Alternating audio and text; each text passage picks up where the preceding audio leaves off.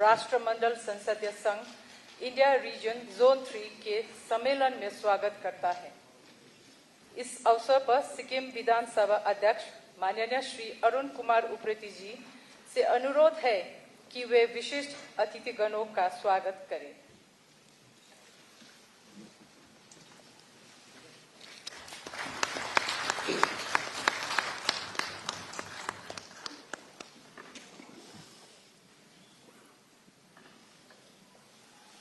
Shri Om Birla, honourable speaker, Lok Sabha.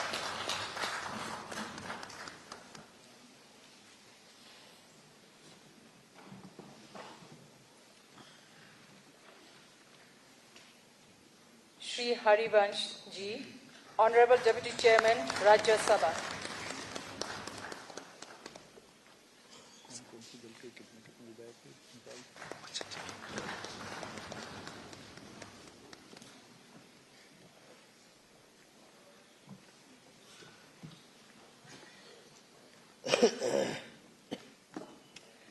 Shri Pasang D. Sona, Honorable Speaker, Arunachal Pradesh Legislative Assembly and Chairman, Commonwealth Parliamentary Association, India Region, Zone 3.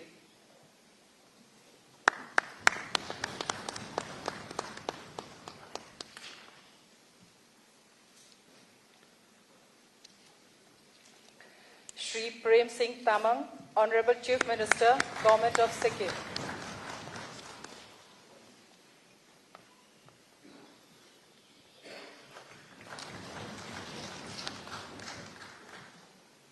धन्यवाद sir. Sikkim विधानसभा के माननीय अध्यक्ष श्री अरुण कुमार उप्रेती जी से अनुरोध है कि वे अपना स्वागत भाषण प्रस्तुत करें।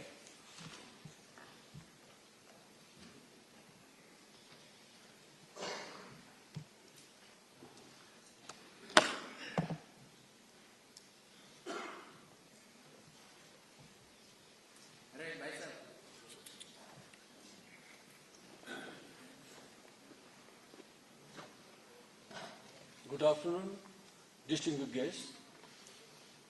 Honorable Speaker Lok Sabha, Shri Om Birla ji, Honorable Deputy Chairman Rajya Sabha, Shri Harivansh ji, Honorable Chief Minister of Sikkim, Shri P.S. Tamang ji, Honorable Speaker Arunachal Pradesh Legislative Assembly and Chairman CPA, India Region Zone 3, Shri Pasang D. Sona ji.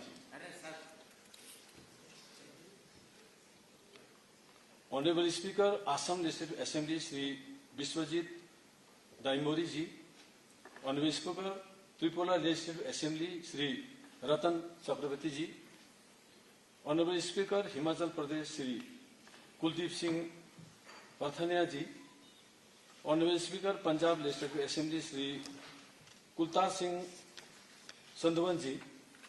Honorable Deputy Speaker, Arunachal Legislative Assembly, Shri Thing Pongte ji, Honorable Deputy Speaker, Punjab Legislative Assembly, Shri Jai Kishan Singh Rauri ji, Honorable Minister Tourism of Arunachal Pradesh, Shri Nakap Nalo ji, Honorable Leader of Opposition Arunachal Pradesh Legislative Assembly, Shri Nainong Iring ji, Honorable Ministers, Government of Sikkim, Honorable Members of Parliament, Honorable MLAs from the northeastern states, Chief Secretary, Director General of Police, Government of Sikkim, other esteemed delegates, distinguished guests, and my dear friend of press and media fraternity.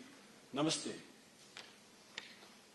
It's indeed a matter of great honor and pride that our state Sikkim, the youngest member amongst the Northeast family of states, is hosting this prestigious 19th Annual Conference of Commonwealth Parliamentary Association, India Region Zone 3. We are truly grateful to the Chairman and Executive Committee of CPA, India Region Zone 3, for giving this opportunity to organize such a magnificent program.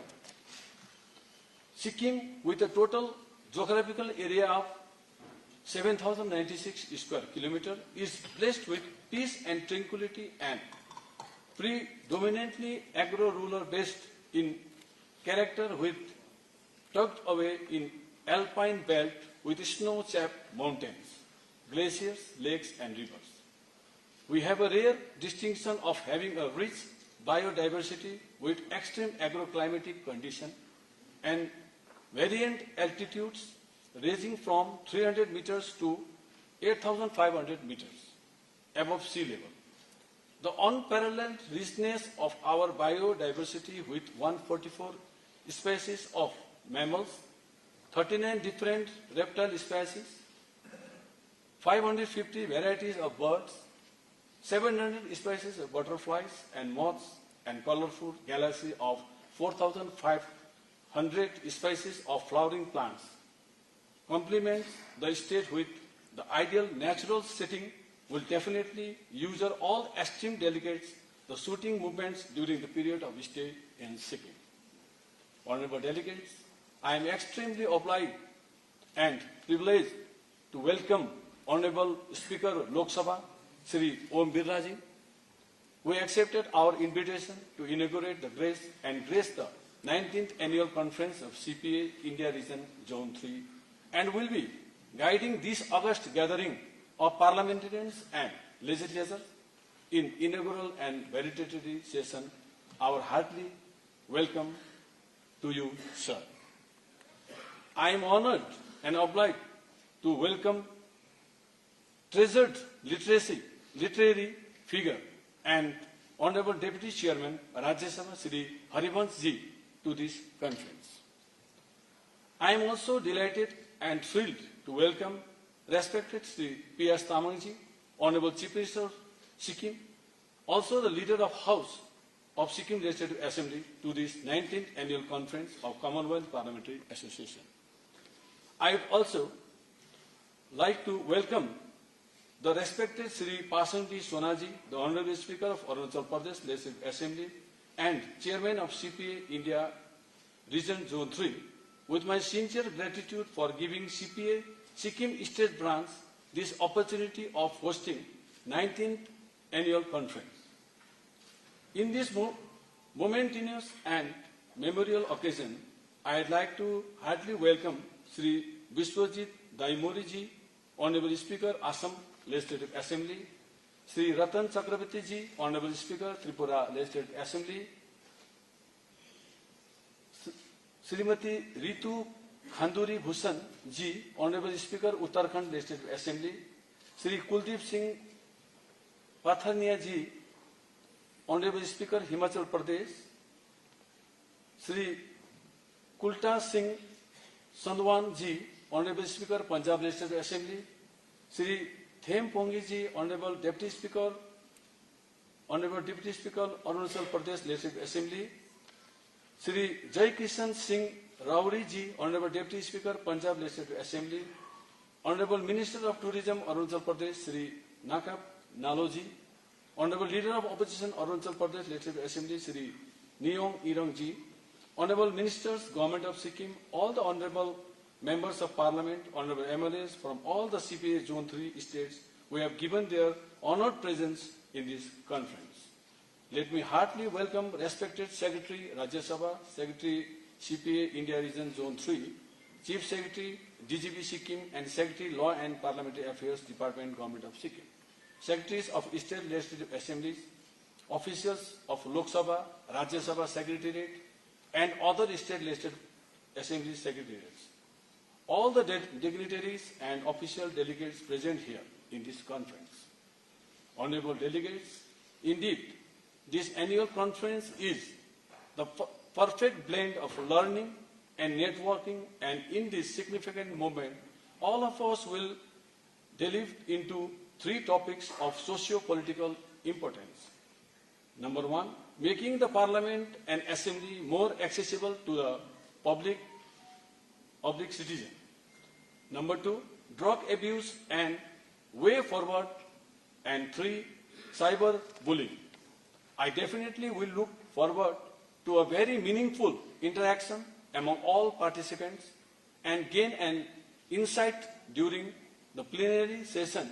I also hope the conference will see the beneficial and inspiring words of parliamentary brilliance and expertise from exuberant parliamentarians and legislators present here to inspire all of us to shape on our vision and further to discuss critical issues related to human good. Before I conclude, once again, I would like to welcome one and all and wish all delegates a very pleasant stay in Sikkim where nature smiles. With these few words, I would like to conclude here, once again welcoming you all in this conference. Thank you.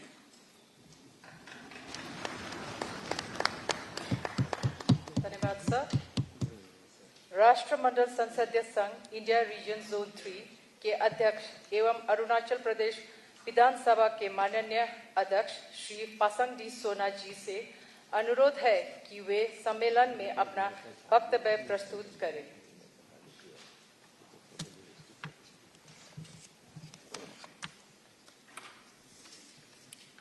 Good afternoon, everyone.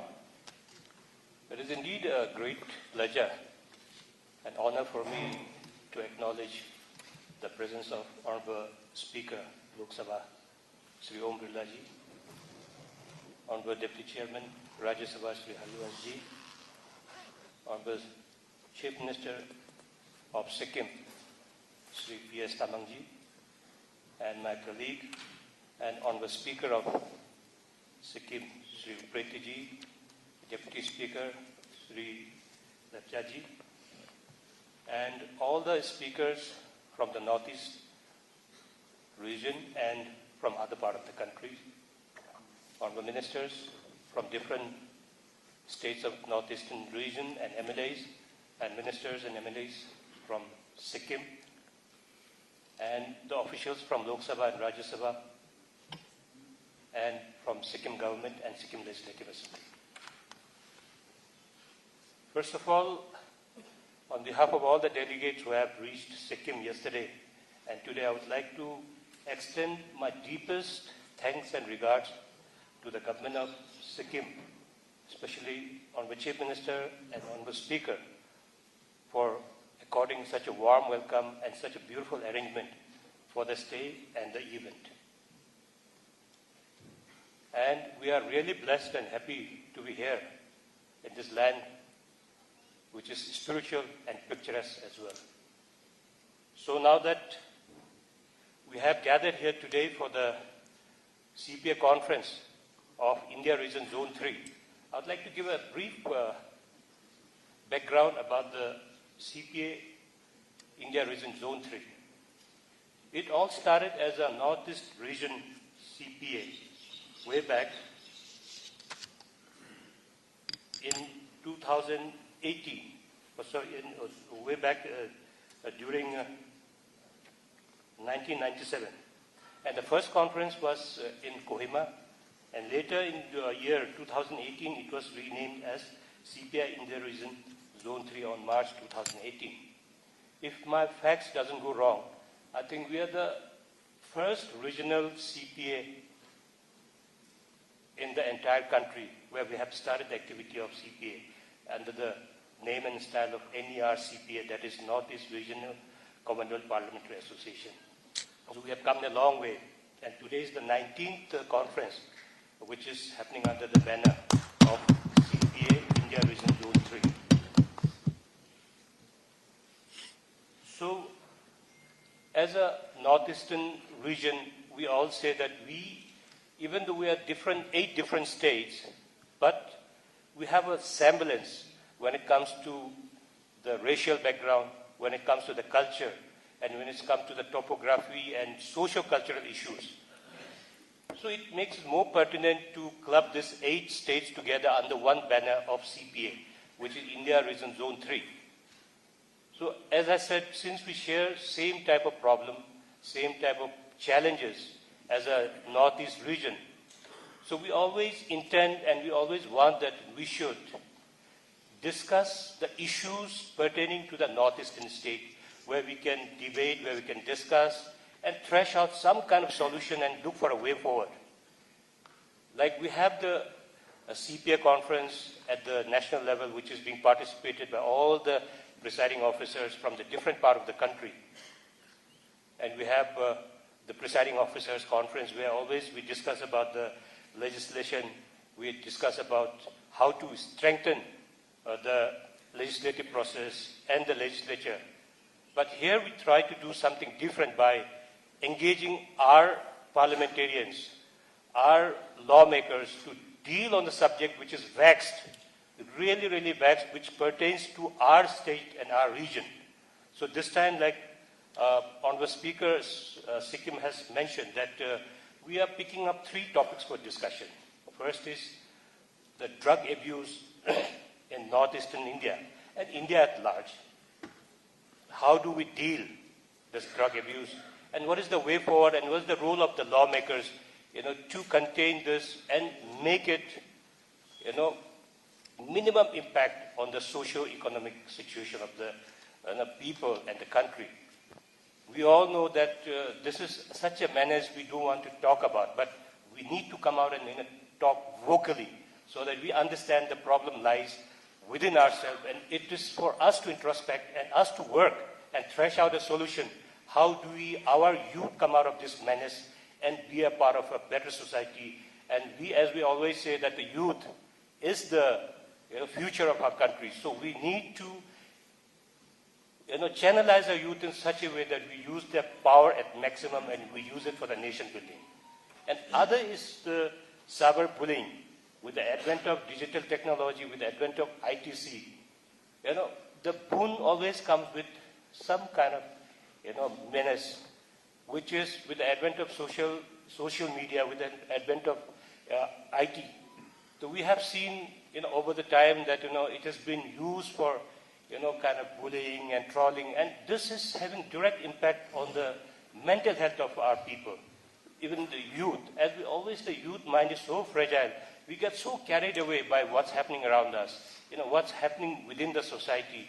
And at that point of time, if we are not there to guide them, we're not there to show them a proper solution, how do we, contain this menace and, find a solution to this, we will lead our society and our country towards a very, very negative direction. So this is one of the topics we are going to discuss and, try to understand what's in the mind of all the legislatures and the presiding officers who have come, and try to draw a resolution. And how do we, as the lawmaker, we are connected to the people in the grassroots. How do we decimate this, and how do we work with the people and try to overcome this problem? And third is about making the legislative assembly and parliament accessible to the people. What we have seen over the time that this parliament and assembly has always been a very fortified place. And what we see is just a place of legislation. So we need to use this institution to understand our people, our citizens, that how we legislate and what are the kind of work we are doing and how important this institution is.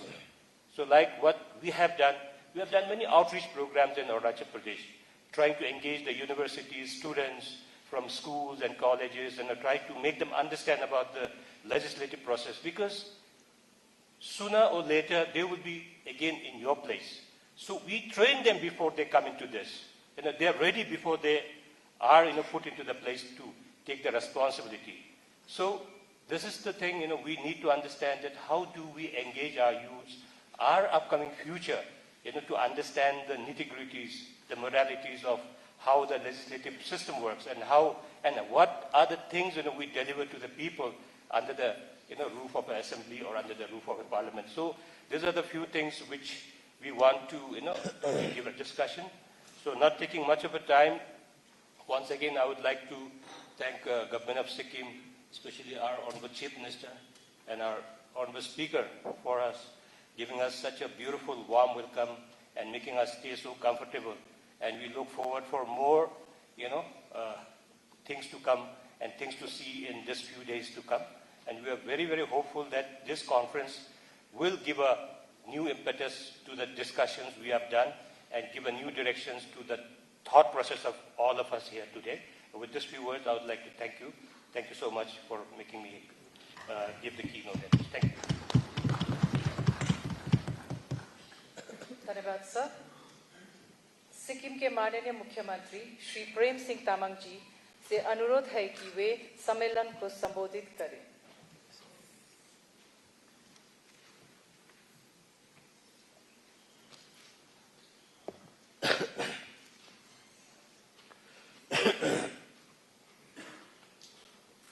राष्ट्रमंडल संसदीय संघ भारत क्षेत्र zone 3 के 19वें वार्षिक सम्मेलन के मुख्य अतिथि लोकसभा के माननीय अध्यक्ष श्री ओम बिरला जी, विशिष्ट अतिथि के आसन पर विराजमान राज्यसभा के माननीय उपाध्यक्ष श्री हरिवंश जी, राष्ट्रमंडल संसदीय संघ भारत क्षेत्र जोन 3 के अध्यक्ष एवं अरुणाचल प्रदेश विधानसभा के माननीय अध्यक्ष श्री पासंग डी सोना जी, राष्ट्रमंडल संसदीय संघ सिक्किम शाखा के अध्यक्ष एवं सिक्किम राज्य विधानसभा के माननीय अध्यक्ष श्री अरुण कुमार उप्रेती जी, उपस्थित विभिन्न राज्य विधानसभाओं के माननीय अध्यक्षगण एवं माननीय उपाध्यक्षगण, सिक्किम सरकार के माननीय मंत्रीगण, सिक्किम के लोकसभा के माननीय सांसद श्री इंद्रहांग सुब्बा जी, सिक्किम राज्य विधानसभा के माननीय विधायकगण, उपस्थित लोकसभा एवं राज्यसभा के वरिष्ठ अधिकारीगण, देश के विभिन्न राज्य विधानसभाओं के सचिवगण एवं विभिन्न पद में आसीन राज्य सरकार के अधिकारीगण एवं कर्मचारी वर्ग, उपस्थित पत्रकार मित्रगण, देवियों और सज्जनों, आप सभी को मेरा सादर नमस्कार एवं हार्दिक अभिवादन। इस ऐतिहासिक सम्मेलन में उपस्थित राष्ट्रमंडल संसदीय संघ भारत क्षेत्र जोन 3 के 19वें वार्षिक सम्मेलन के मुख्य अतिथि परम आदरणीय श्री ओम बिरला जी, आदरणीय विशिष्ट अतिथिगण एवं समस्त प्रतिनिधियों को सिक्किम की ओर से हार्दिक स्वागत एवं अभिनंदन व्यक्त करना चाहता हूं। सर्वप्रथम सिक्किम राज्य ओर से राष्ट्रमंडल संसदीय संघ भारत क्षेत्र जोन 3 के इस 19वें वार्षिक सम्मेलन की मेजबानी करने का अवसर प्रदान करने के लिए मैं संबंधित समिति को अपना हार्दिक आभार व्यक्त करना चाहता हूं।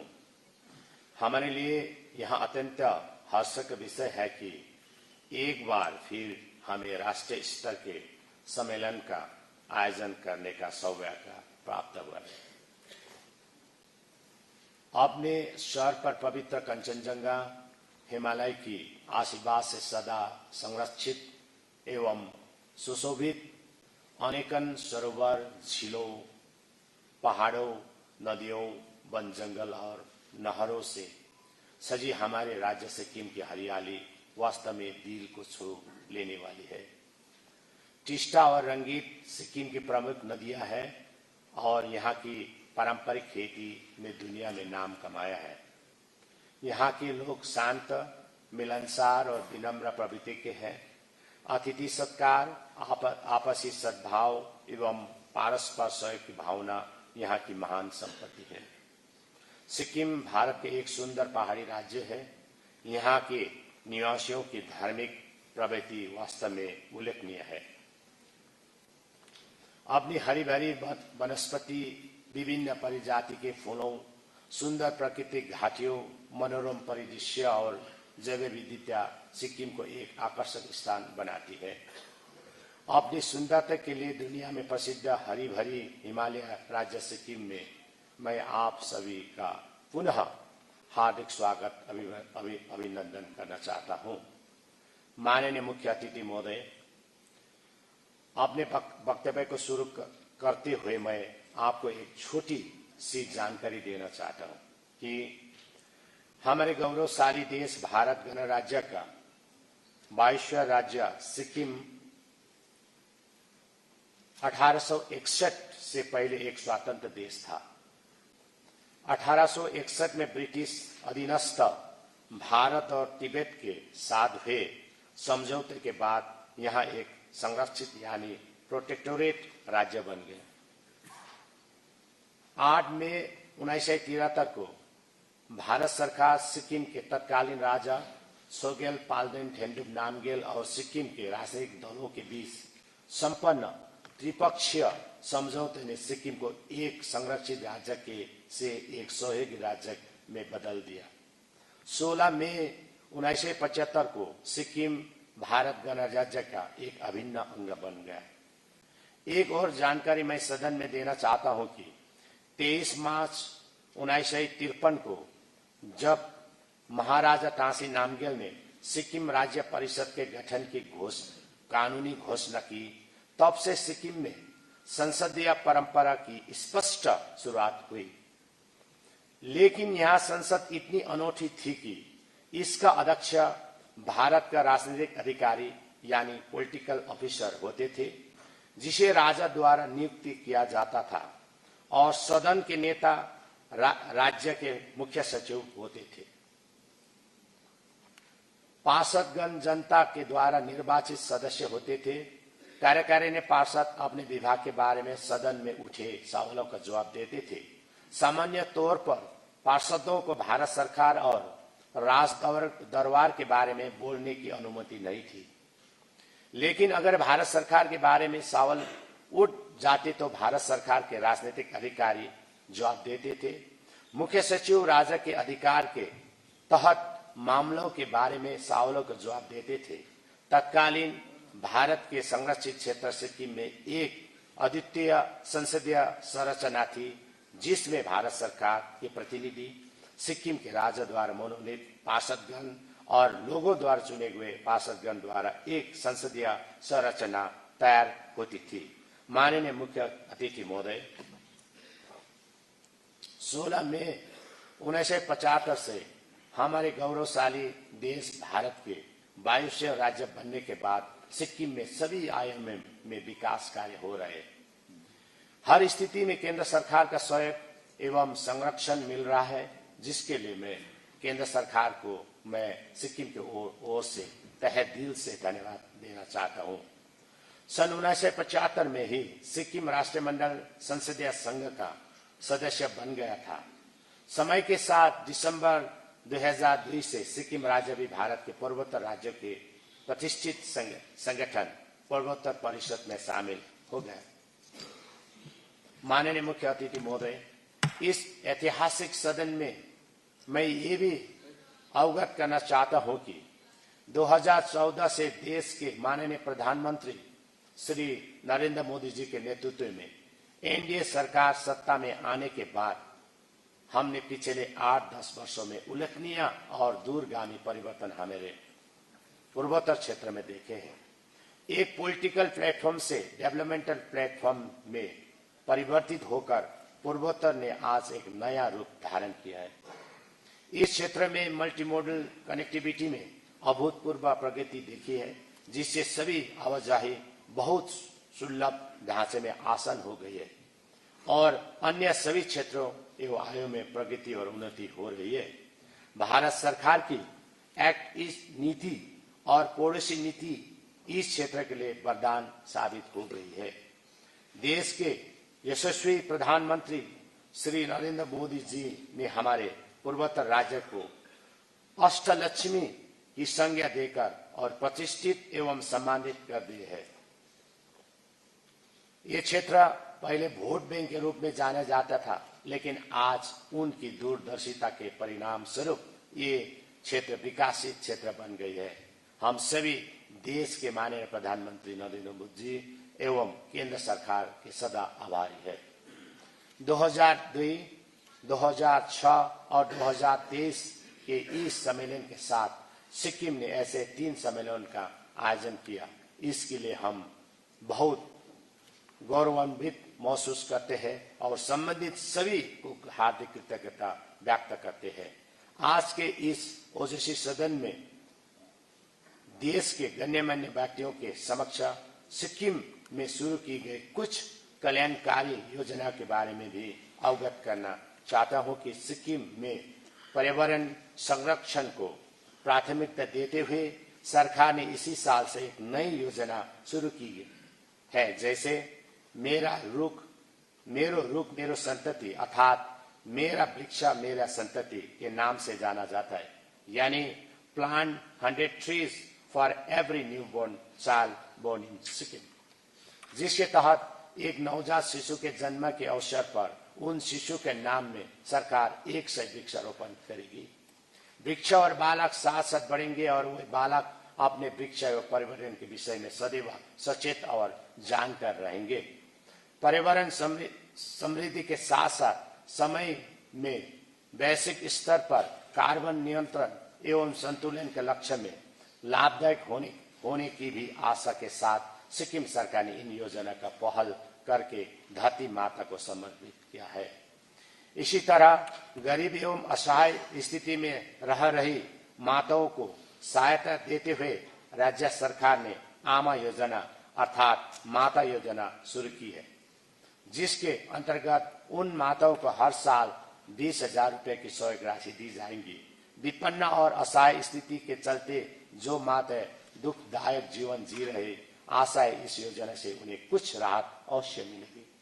राज्य में हरित क्रांति, साफ सफाई, सांप्रदायिक सद्भावना, एकता, परस्पर सहयोग, सभी धर्मों को सम्मान और अतिथि संस्कार का जो संस्कार स्थापित है, इसका श्रेय मैं संपूर्ण आदरणीय सिक्किमेली जन समुदाय को देना चाहता हूँ। समय को ध्यान में रखते हुए मैं आज के विषय में अपना आना चाहता हूँ। इस बार की राष्ट्रमंडल संसदीय संघ भारत क्षेत्र जोन 3 के 79वें वार्षिक सम्मेलन में इस सदन में 3 महत्वपूर्ण मुद्दों पर चर्चा होने जा रही है और वे मुद्दे गंभीर, समय सापेक्ष एवं बहुत महत्वपूर्ण है। हमारी पहली चर्चा का विषय है कि संसद या विधान सभाओं को लोगों के लिए सुलभ कैसे बनाया जाए। वर्तमान युवकों ने नशा एक महामारी बन चुका है, इसके कारण और निदान पर भी इस सम्मेलन में चर्चा की जाएगी। एक और विषय है साइबर बुलिंग अर्थात ऑनलाइन बुलिंग व online harassment.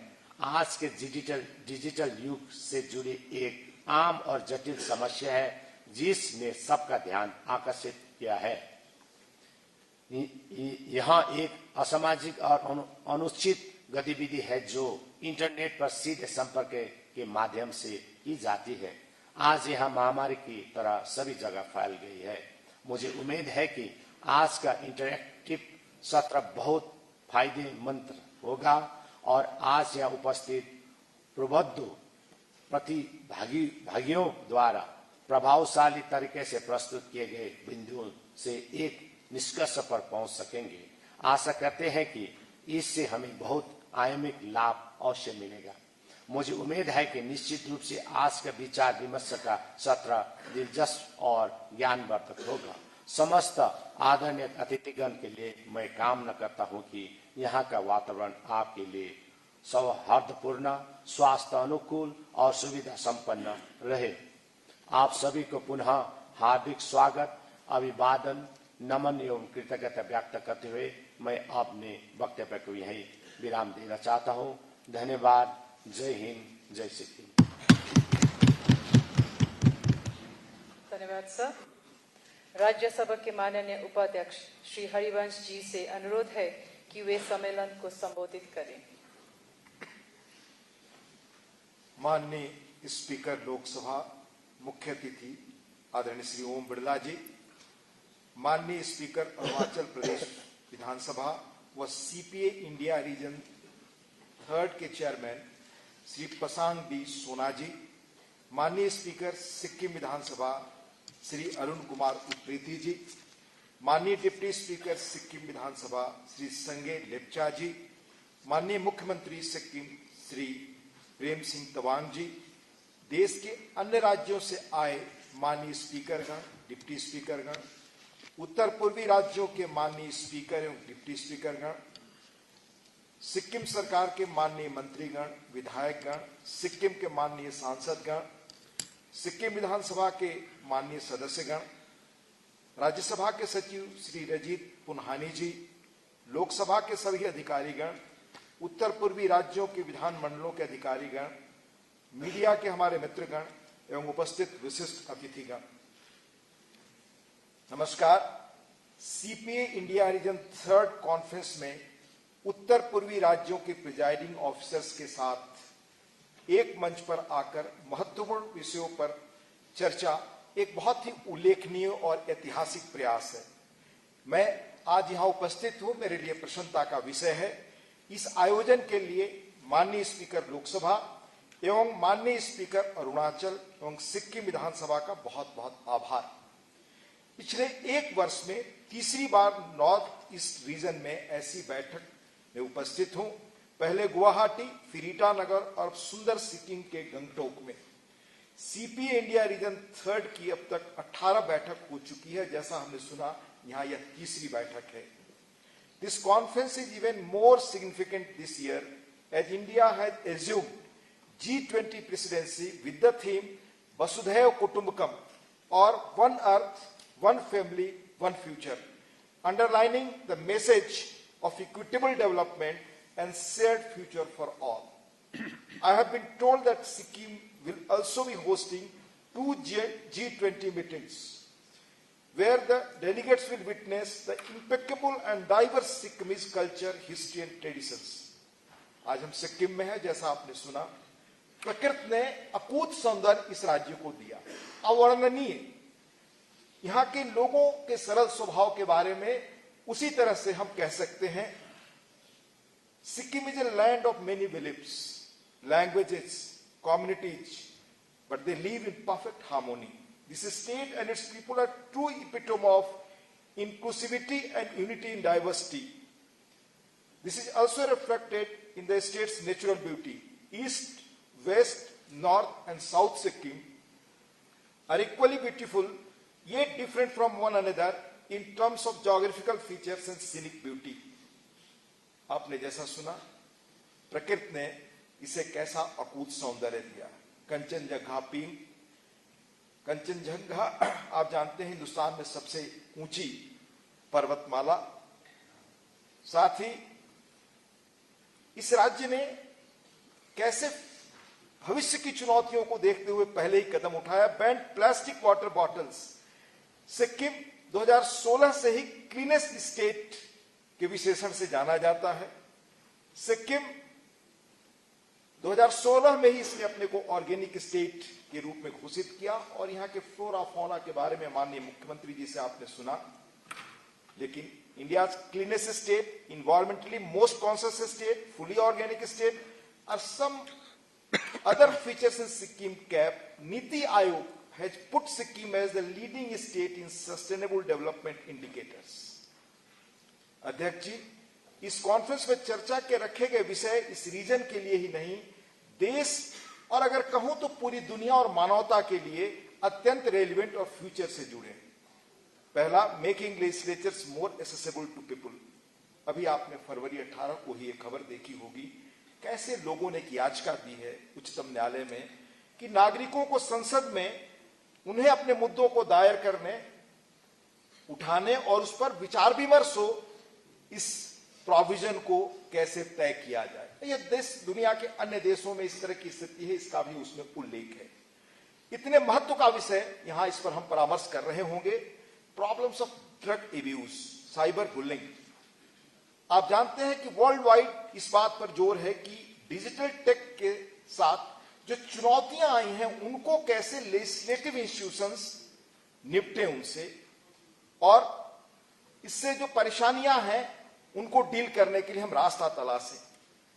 Global statistics have shown that India is leading in cyber bullying cases, particularly among school and college going students. तीसरी समस्या जिस पर हम चर्चा कर रहे होंगे, ड्रग एब्यूज की, यह विशेष चिंता का विषय। माननीय लोकसभा अध्यक्ष बैठे हैं, जहां तक मुझे स्मरण है कि दिसंबर में 2022 में इस पर विशेष बहस लोकसभा में हुई और माननीय गृह मंत्री जी ने कहा कि ड्रग किस तरह हमारी भावी पीढ़ियों को तबाह कर रहा है, और इतना ही नहीं, इससे जो प्रॉफिट होते हैं वो कैसे टेरर फंडिंग के लिए, टेररिज्म के लिए दुनिया में इस्तेमाल हो रहे हैं। माननीय प्रधानमंत्री जी ने कहा है कि पूरा 10 देश ड्रग फ्री इंडिया का संकल्प ले चुका है और उस दिशा में हमें कैसे मिलकर काम करना है। आजादी के अमृत महोत्सव पर यह हमारा संकल्प है और इससे हमारा भविष्य जुड़ा है। इतना महत्वपूर्ण मुद्दा यह है जिस पर हम परामर्श कर रहे होंगे। As we could see, all the 3 topics have a direct correlation with the issues relating to youth, and today our emphasis is on mainstreaming of youth in our developmental policies for the future. मेरा पूरा विश्वास है कि इन विषयों पर यहाँ सार्थक चर्चा होगी। हम अपने अचीवमेंट के साथ साथ भविष्य के चैलेंजेस पर भी यहाँ बात करेंगे, खासकर नॉर्थ ईस्ट रीजन के संदर्भ में। इसके लिए भी यह अच्छा मौका है। इस रीजन की विधानसभाओं में भी इन इश्यूज पर गंभीर मंथन होगा। The required legal and policy measures will be put in place and things will improve. There is no doubt about it. The vast diversity and rich natural resources of the northeast region and the unique rich heritage and practices of each state need to be protected and promoted. Apart from the respective states, Union government has also taken several novel steps in this regard. अध्यक्ष महोदय, यह आजादी का अमृत काल, इस reason की कई सौ वर्षों की रिच हिस्ट्री है, लिगेसी है, जिसे दुनिया के सामने लाने का सार्थक प्रयास हमारे माननीय प्रधानमंत्री जी के नेतृत्व में हो रहा है। उन्होंने इस रीजन के ब्रिटिश काल एवं उससे पहले हमारे फ्रीडम स्ट्रगल के ब्रेव वॉरियर्स द्वारा किया गया योगदान, जिनके बारे में हमें राष्ट्र स्तर पर कम जानकारी है, को सामने लाने का प्रयास शुरू किया। ऐसी सभी बातों का डॉक्यूमेंटेशन, प्रचार एवं प्रसार का काम शुरू हो गया। इसके अलावा केंद्र सरकार का नॉर्थ ईस्ट रीजन पर स्पेशल फोकस है, जैसा माननीय मुख्यमंत्री जी का आपने बहुत विस्तार से सुना। Prime Minister says that North East for us is not an end point but a gateway to security and prosperity. The fact that the Prime Minister is known to have visited the Northeast around 51 times during the last 8 years is an indication that how close people of this region are to his heart. हमने look east को act इस policy से बदल दिया है। Prime ministers development initiative for the North-East region, a flagship program to fund infrastructure, support social development projects, and enable livelihood activities, and the National Ropeway Development Program, Parvatmala, to increase connectivity in the hilly areas are also being implemented on full thrust. चाहे सड़क निर्माण हो, railway का विस्तार हो, air connectivity हो, waterways में सुधार हो या नए बांधों का निर्माण, प्रधानमंत्री की गति शक्ति नॉर्थ ईस्टर्न रीजन के डेवलपमेंट में फोर्स मल्टीप्लायर के रूप में काम कर रही है। देश की पहली नेशनल स्पोर्ट्स यूनिवर्सिटी की स्थापना इस रीजन के स्पोर्टिंग टैलेंट एवं पोटेंशियल का प्रमाण है। Moreover, compare to 2014, digital connectivity has increased by 4 times along with the ongoing installation of 6,000 mobile network towers. Honorable Speaker, I have been in the Parliament since 2014. One trend that I have observed is the increasing participation of members from the northeastern states. And not just in the zero-hour interventions and questions pertaining to the region, members from northeastern region have been applauded for their speeches on key debates. For example, in the ongoing session of Rajya Sabha, Mani Shri Ajit Kumar Bhuya, Mani Shri Ravang Vara Narjari, Mani Shri Pavitra Margarita, and Mania Srimati S. Fongan Konyak participated in the motion of thanks to the President and made very forceful and effective speeches. Discussion about the Northeast and the Northeast, discussion about the Northeast and by the Northeast has also gained momentum in Parliament. अध्यक्ष महोदय, मुझे उम्मीद है कि आज और कल इस सम्मेलन में सभी विषयों पर सार्थक चर्चा और विचार विमर्श होगा. I look forward to listening to the honorable presiding officers present here on the relevant themes. अंत में लोकसभा के माननीय अध्यक्ष, सिक्किम विधानसभा के माननीय अध्यक्ष, माननीय मुख्यमंत्री, सिक्किम के नेतृत्व में सिक्किम सरकार, विधानसभा के सभी अधिकारियों को इस आयोजन की मेजबानी के लिए सुंदर व्यवस्था के लिए बहुत बहुत आभार. जय हिंद, नमस्कार, धन्यवाद. धन्यवाद सर.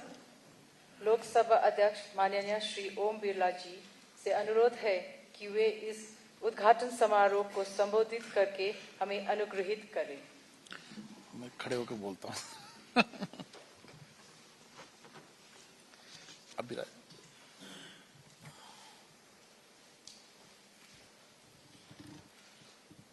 राष्ट्रमंडल संसदीय संघ इंडिया रीजन 3 के 19वें सम्मेलन में आज हमारे बीच में राज्यसभा के उपसभापति जी, वरिष्ठ पत्रकार डॉक्टर हरवंश जी, इस राज्य के लोकप्रिय मुख्यमंत्री श्री प्रेम सिंह जी तमांग जी,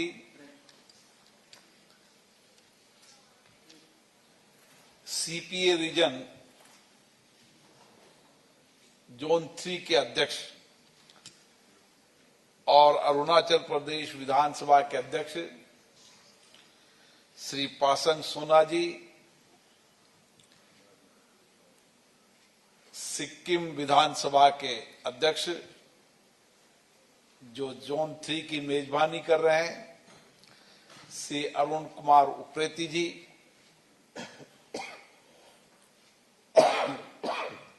राज्य विधानसभाओं के माननीय अध्यक्ष महोदय, उपाध्यक्ष महोदय, लोकसभा और राज्यसभा के हमारे माननीय सांसदगण, सिक्किम विधान मंडल में सरकार में मंत्रीगण और नॉर्थ ईस्ट विधान मंडल के माननीय सदस्यगण, राज्यसभा, लोकसभा, विधानसभा, सभी अधिकारी कर्मचारीगण,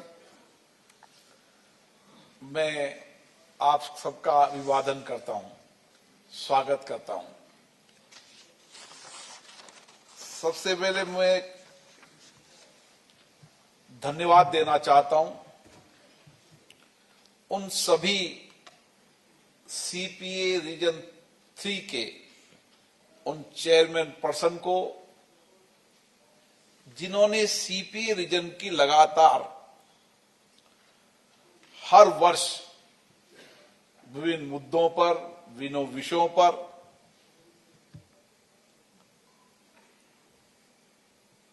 ये सम्मेलन आयोजित किया। पूरे देश के अंदर सीपीए रीजन 3 की सक्रियता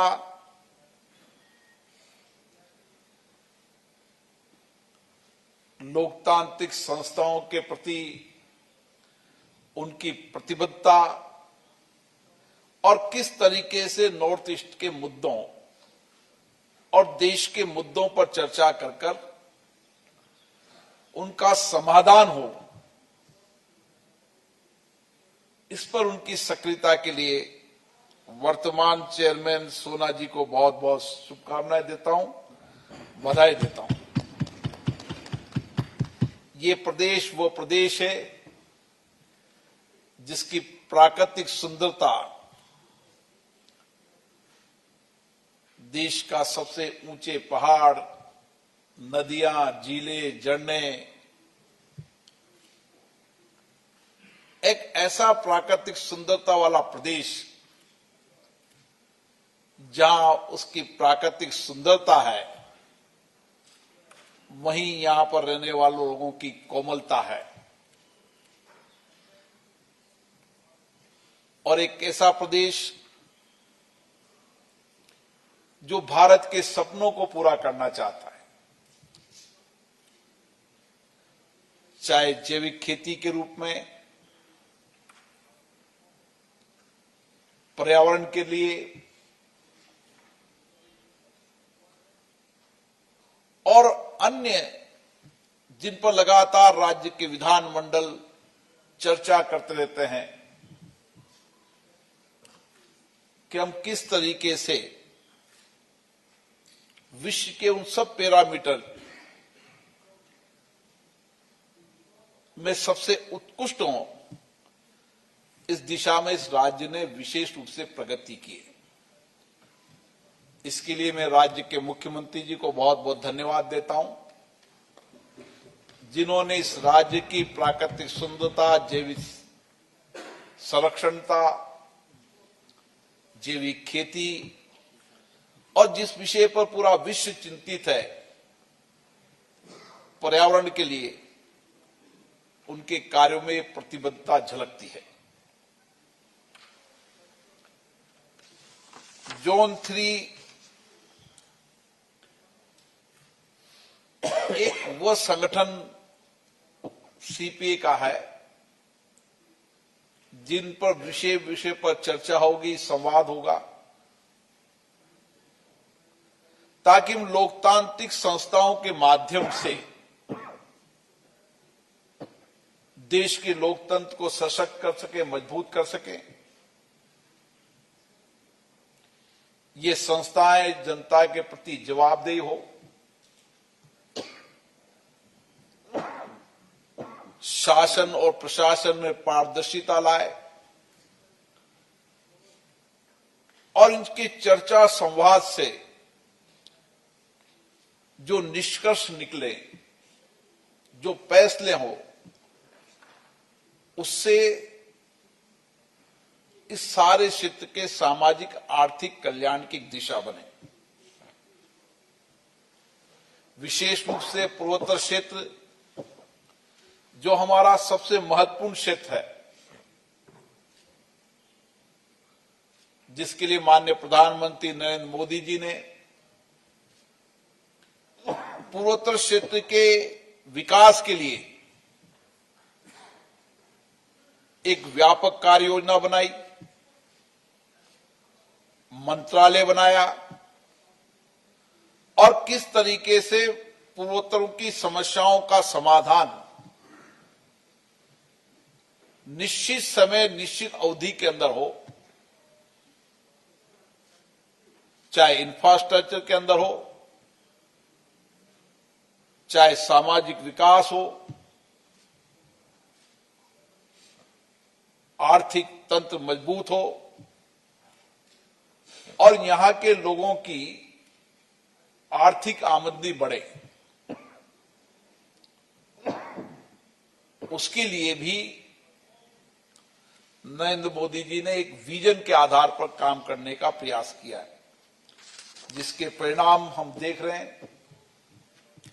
चाहे रोड कनेक्टिविटी हो, चाहे रेल कनेक्टिविटी हो, चाहे एयर कनेक्टिविटी हो।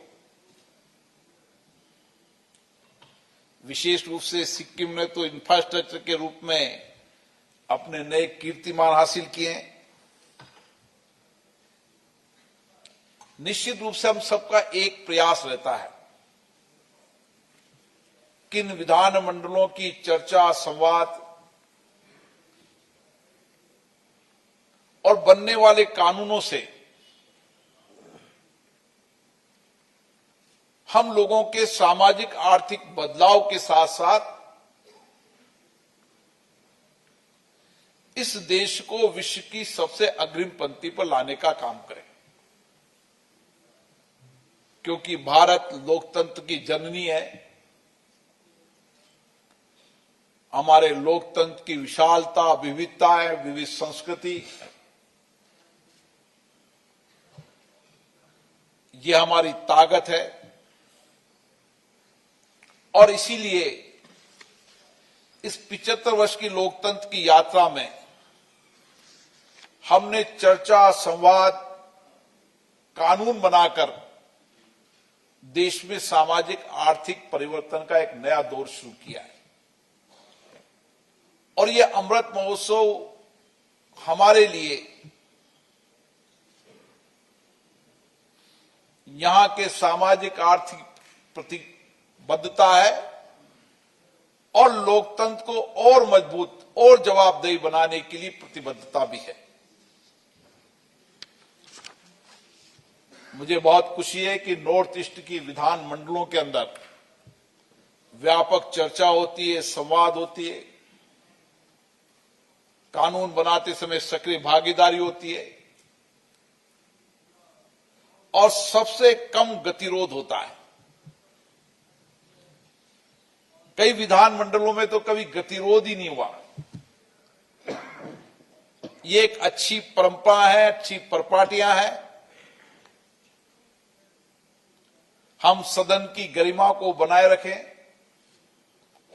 अच्छी परंपराओं को लागू करें और इसके लिए समय समय पर हमारे राज्य विधानमंडल के अध्यक्षों के सम्मेलन में इसमें बहुत लंबी डिबेट, चर्चा, संवाद होता है। सीपीए भी इसी तरीके का एक प्लेटफॉर्म है जिसमें कुछ ज्वलंत मुद्दों पर चर्चा होती है और उन मुद्दों के अंदर विधानमंडलों और उनके जनप्रतिनिधियों की क्या भागीदारी हो ताकि उन मुद्दों का समाधान हो। जहां आवश्यक हो कानून बनाने की प्रक्रिया सरकार करे, इसके लिए सुझाव देते हैं और उन महत्वपूर्ण मुद्दों का समाधान इन विधानमंडलों के चर्चा संवाद से हो। इसी तरीके की सीपीए रीजन ने एक महत्वपूर्ण मुद्दे जो रखे हैं, मादक पदार्थों का सेवन, विधानमंडलों के अंदर जनता की सक्रिय भागीदारी और किस तरीके से हम साइबर बुलिंग के बारे में जन चेतना के माध्यम से या कानून बनाकर इसके लिए भी हम देश की जनता का और विधायकों का ध्यान आकर्षित करने के लिए चर्चा संवाद 2 दिन करेंगे। निश्चित रूप से मादक पदार्थ का सेवन हम सबके लिए चिंता का विषय, देश के लिए चिंता का विषय और इसीलिए देश की लोकतांत्रिक संसद के अंदर 2 दिन तक 20-21 दिसंबर को संसद में चर्चा हुई। सभी दलों के माननीय सदस्यों ने 53 से ज्यादा माननीय सदस्यों ने विचार रखे, मंथन हुआ, सकारात्मक चर्चा हुई, संवाद हुआ। माननीय सदस्यों ने अच्छे सुझाव रखे और सरकार ने भी इस प्रतिबद्धता के साथ कि सभी राज्य के सरकारें इस विषय पर एक साथ मिलकर काम कर रही हैं। देश के गृह मंत्री जी ने सारे विषय पर गंभीर चर्चा का जवाब दिया और उन्होंने कहा कि जिस तरीके से राज्य की सरकारें मिलकर और केंद्र की सरकार मिलकर काम कर रही है, हमारा लक्ष्य है कि हम भारत को नशा मुक्त बनाएं और इस नशा मुक्त बनाने के अंदर सभी राज्य सरकार की भागीदारी हो और जनता की भागीदारी हो और विशेष रूप से जनप्रतिनिधियों की भागीदारी हो। आज इसी विषय पर हमारा मंथन होगा कि विधानमंडल के माननीय सदस्य किस तरीके से इस महत्वपूर्ण मुद्दों पर चर्चा करके जहां राज्यों में कानून बनाने की आवश्यकता है, कानून बनाया जाए। जहां राज्य में चुनी हुई लोकतांत्रिक जितनी संस्थाएं हैं, उनके जनप्रतिनिधियों का सम्मेलन किया जाए। हमारे नौजवान विद्यार्थियों के साथ लोकतांत्रिक संस्थाएं चर्चा संवाद करें, क्योंकि जो हमारी भावी पीढ़ी है, वो भावी पीढ़ी हमारी ताकत है, शक्ति है। आज दुनिया के अंदर हमारे नौजवानों ने अपनी सामर्थ्य से, अपनी शक्ति से अपने इनोवेशन, नई रिसर्च, नई शोध, नई चिंतन से आज दुनिया के अंदर भारत का नौजवान नेतृत्व कर रहा है। और इस हमारी सबसे बड़ी ताकत हमारा नौजवान है। और इस नौजवान को संस्कारित करना, उसकी सही दिशा देना, यह हमारी लोकतांत्रिक संस्थाओं की सबसे महत्वपूर्ण जिम्मेदारी है। और इसीलिए मेरा आग्रह है कि नॉर्थ ईस्ट के सभी प्रदेश के विधानमंडल के अध्यक्ष भी आए, सदस्य भी आए, हम एक व्यापक कार्य योजना बनाने के विचार करें और इस लक्ष्य के साथ, जैसे सिक्किम ने 2016 के अंदर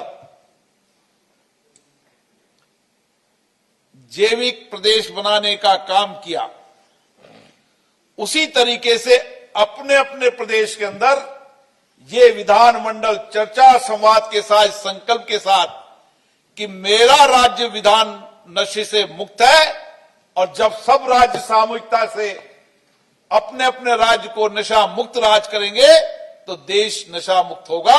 यह हमारा संकल्प होना चाहिए। और इसी के साथ दूसरा महत्वपूर्ण विषय, विधानमंडलों के अंदर जनता की सक्रिय भागीदारी, विधानमंडलों और जनता के बीच में एक व्यापक संवाद, चर्चा, जनता की पहुंच विधानमंडल तक। ये आजादी के 75 साल बाद भी इसलिए जरूरी है कि आज भी जब संसदों के अंदर या विधानमंडलों में जो कानून बनते हैं, और कानून बनते समय जो चर्चा संवाद होना चाहिए, उसमें कहीं न कहीं कमी आ रही है। और इसलिए हमारा प्रयास होना चाहिए कि कानून बनाते समय, चर्चा संवाद करते समय जनता की सक्रिय भागीदारी इन लोकतांत्रिक संस्थाओं के साथ हो। जब कानून बने तो उसमें कानून बनाते समय जनता का सक्रिय योगदान हो, वह अपने अपने जनप्रतिनिधियों को कानून बनाने में आवश्यक सुझाव दें, और जनप्रतिनिधि विधानमंडल और केंद्रीय विधानमंडल में अपनी चर्चा संवाद में उनके बताए गए विषयों पर चर्चा करें। इसी तरीके से चर्चा संवाद के अंदर भी जितनी भागीदारी लोकतांत्रिक संस्थाओं की होगी, वहां की जनप्रतिनिधि की होगी, उतनी ही हम जनता की अपेक्षाएं, आकांक्षाओं, उनकी परेशानियों, कठिनाइयों को सदन में रख पाएंगे। और उनका समाधान का अगर कोई रास्ता है तो हमारे विधानमंडल है जो जनता की समस्याओं, कठिनाइयों का समाधान कर सकते हैं। और इसलिए हमारी कोशिश होना चाहिए कि चाहे प्रौद्योगिकी का उपयोग करें, आईटी के और तंत्र का उपयोग करें, स्कूल कॉलेजों के अंदर जनसंवाद हो, युवा संसद हो, और हर मतदाता नहीं, भावी बनने वाले मतदाता भी हमारी इस लोकतांत्रिक संस्थाओं से उनकी पहुंच सीधी हो और उनकी भागीदारी बढ़े। मेरी अपेक्षा है कि जितनी सक्रिय भागीदारी जनता की बढ़ेगी, उतना लोकतंत्र भी सशक्त होगा, जनप्रतिनिधि भी जवाबदेह होंगी, शासन में भी पारदर्शिता आएगी, कार्यपालिका की जवाबदेही निश्चित होगी, और जो नीतियां, कार्यक्रम, योजनाएं बनती है, उन योजनाओं का लाभ कितना जनता को मिले, उसका इनपुट भी अगर जनता देगी तो हम योजनाओं, नीतियों और कार्यक्रमों के बारे में भी सदनों में चर्चा कर पाएंगे। और कानून जो हमने बनाया, उस कानून का कितना लाभ जनता को मिला, ये भी अगर जितनी जनता की सक्रिय भागीदारी हो गए, उतनी हमारे राज्य और केंद्र विधानमंडलों में चर्चा संवाद का स्तर भी बढ़ेगा और जनता की सक्रिय भागीदारी से उनकी अपेक्षाएं, आकांक्षाएं, कठिनाइयों का समाधान भी इन संस्थाओं के माध्यम से हम निकालेंगे। तीसरा विषय जो हम सबके लिए चिंता का विषय है, जो हमारे उपसभापति जी ने बहुत ठीक से रखा कि आईटी का जितना उपयोग है उतना कहीं न कहीं उसकी गलत दिशा का भी नुकसान प्रदेश देश को होता है। इसलिए आईटी का उपयोग, प्रौद्योगिकी का उपयोग हमारे दिनचर्या के लिए आवश्यक है। शासन प्रशासन में पारदर्शिता के लिए उपयोगी है, लेकिन उसके साथ जो उसके दूसरे पहलू है, उन पहलुओं पर भी जनता को सचेत करने की जिम्मेदारी इन विधानमंडलों की है, जनप्रतिनिधियों की है। इसलिए साइबर बुलिंग जैसे विषय पर भी हमें व्यापक चर्चा संवाद करना चाहिए और ये सब विषय, हर विषयों पर जितनी लोकतांत्रिक संस्थाएं जनता के बीच में जाएगी उतना ही बेहतर शासन होगा और उतनी ही शासन प्रणाली बेहतर बनेगी, पारदर्शिता बनेगी। इसलिए साइबर बुलिंग जैसे विषय पर भी आने वाली पीढ़ियों को हमें सचेत करना होगा, मार्गदर्शन करना होगा, ताकि हम इंफॉर्मेशन टेक्नोलॉजी का सही दिशा के अंदर उपयोग करें और उसका लाभ हमको मिले, उसका दुरुपयोग नहीं हो, इसके लिए भी हम विशेष काम करना होगा। मुझे आशा है कि हम सबका एक लक्ष्य है 2047 में भारत को विकसित राष्ट्र बनाना और हमारे प्रधानमंत्री जी ने इस 140 करोड़ जनता से अपेक्षा की है कि समृद्ध, समर्थ, विकसित राष्ट्र बनाना है तो सबको मिलकर काम करना होगा, सबके सहयोग से काम करना होगा। देश के हर राज्य जो कभी पिछड़े थे, अभाव में थे, उनको भी मुख्य धारा में लाकर उनको समकक्ष खड़ा करना होगा। उन जिले, आकांक्षी जिलों को भी विकसित जिलों के समकक्ष खड़ा करना होगा। देश के अंतिम व्यक्ति के जीवन में बदलाव लाने के लिए हम सबको सामूहिक प्रयास करना होगा, तो हम समृद्ध और विकसित राष्ट्र भारत बना पाएंगे। इसके लिए विधानमंडल और माननीय जनप्रतिनिधियों की विशेष रूप से भूमिका है। मुझे आशा है कि ये G20 और G20 के बाद P20 का सम्मेलन, जहां हम हमारी लोकतांत्रिक संस्थाओं के माध्यम से सामाजिक आर्थिक बदलाव, हमारी जीवन पद्धतियों के अंदर लोकतंत्र है और हमें आशा है दुनिया भी ये मानती है कि शासन चलाने की सर्वश्रेष्ठ पद्धति लोकतंत्र है और ये भारत की प्राचीनतम पद्धति है। जैसा अभी प्रेम सिंह जी ने कहा कि किस तरीके से हमारी संसदीय लोकतांत्रिक प्रणाली कितनी पुरानी है, उसी तरीके से हमारी प्राचीनतम लोकतंत्र पद्धतियों के हम उदाहरण पेश करें तो सभा समितियां इसी तरीके से चर्चा संवाद करती थी, नियम प्रक्रियाएं बनाती थी और सारी जनता उनको मानती थी। मुझे आशा है इस दिशा के अंदर हम आगे बढ़ेंगे और G20 और P20 हमारे एक मील का पत्थर साबित होगा, ताकि दुनिया को हम हमारी सर्वश्रेष्ठ लोकतंत्र पद्धति और उसके माध्यम से हुए सामाजिक आर्थिक परिवर्तन की दिशा दे सके। मुझे आशा है कि 2 दिवसीय ये पूर्वोत्तर राज्यों का सम्मेलन एक मील का पत्थर साबित होगा और यहां की चर्चा, संवाद के बाद जो निर्णय, जो फैसले होंगे, उन फैसलों से जिन विषयों पर हम चर्चा कर रहे हैं उनसे लोगों के सामाजिक आर्थिक जीवन में परिवर्तन तो आएगा, लेकिन जो सामाजिक बुराई समाज में बढ़ रही है उसको रोक भी पाएंगे और उसको समाप्त भी कर पाएंगे और लोकतंत्र में भागीदारी बने। इस विषय पर भी हमारे कई सुझाव आएंगे।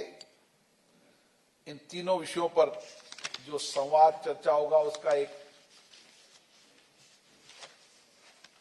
विस्तृत पेपर बनेगा, निर्णय निष्कर्ष के फैसले होंगे और उस फैसलों पर सभी राज्य विधानमंडल, देश के और राज्य विधानमंडल भी और सीपीए के जोन भी अन्य मुद्दों को लेकर, इस सारे मुद्दों को लेकर हम सीपीए जोन के सभी मुद्दे और सीपीए रीजन भारत एक साथ चर्चा करके बैठेंगे और सारे मुद्दों पर किस तरीके से हमें एक व्यापक कार्य योजना दिशा बनाकर देश की लोकतांत्रिक संस्थाओं के माध्यम से, जनप्रतिनिधियों के माध्यम से हम इन मुद्दों का समाधान करेंगे और देश की सरकार और राज्य की सरकारों को एक व्यापक रूप से सुझाव देंगे ताकि राज्य सरकारें भी और केंद्र सरकार भी उन तरह की नीतियां, कार्यक्रम, योजनाएं और कानून बनाकर इस देश में सामाजिक बदलाव ला सके। आप सभी को बहुत बहुत धन्यवाद। पुनः मैं सिक्किम विधानसभा के अध्यक्ष श्री अरुण कुमार उप्रेती जी को धन्यवाद देता हूं, राज्य के मुख्यमंत्री जी को धन्यवाद देता हूं कि उन्होंने सीपीए जोन के प्रतिनिधियों का जो स्वागत किया, अभिनंदन किया, उसके लिए उनको बहुत बहुत धन्यवाद।